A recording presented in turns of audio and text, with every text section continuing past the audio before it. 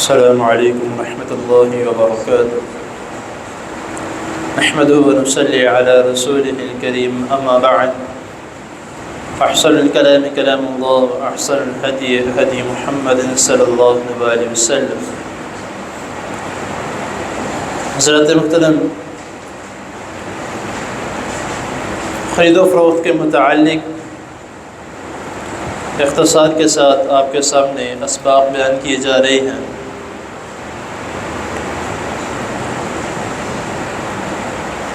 خرید و فروخت ایسے دو لوگوں کے درمیان ایک خریدنے والا ہے اور ایک فروخت کرنے والا ہے، تو اکثر اس معاملے میں کسی نہ کسی بات کو لے کر بحث لازمی ہو جاتی ہے، یا تو فروخت کرنے والی چیز کے متعلق، یا تو قیمت کے متعلق، یا تو کسی شرط کے مابین۔ تو ان تینوں چیزوں کے متعلق رسول اللہ صلی اللہ علیہ وسلم نے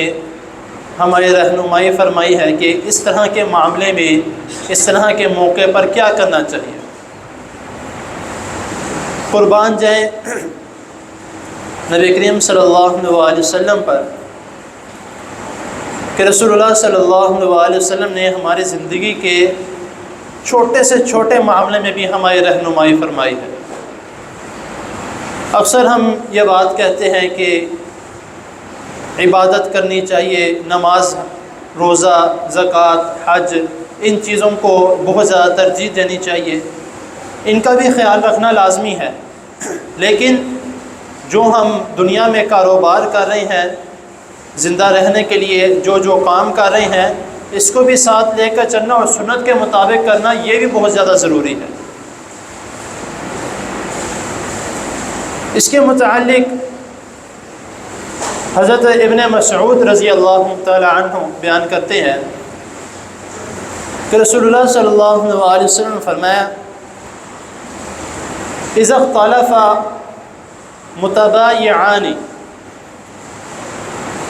کہ بیع میں، خرید و فروخت میں اگر کسی معاملے میں اختلاف پڑ جائے تو اس کے لیے کیا کرنا ہے؟ جو صاحب مال ہے اس کی بات سنی جائے گی۔ صاحب مال سے مراد یہ نہیں ہے کہ جو پیسوں والا ہے، اس سے مراد نہیں ہے کہ جس کے پاس مال زیادہ ہے، یہ مراد جس کا مال ہے، جو فروخت کر رہا ہے، اس کی بات سنی جائے گی۔ اب اس میں تین چیزیں آتی ہیں۔ نمبر ایک، یہ چیز آ جاتی ہے کہ کسی تعین شدہ قیمت کے متعلق بحث ہو جائے کہ اس شخص کی چیز 10,000 کی ہے، تو لیکن جو خریدنے والا ہے وہ کہتا ہے کہ نہیں، میں تو 5,000 دوں گا، میں تو 8,000 دوں گا۔ تو وہ کہتا ہے کہ نہیں بھائی، یہ قیمت تعین ہے اور یہی فکس ریٹ ہے، اسی کے مطابق میں مال بیچوں گا، اس کے مطابق اگر آپ اس ریٹ کے مطابق نہیں لینا چاہتے، میں آپ کو مال نہیں دوں گا۔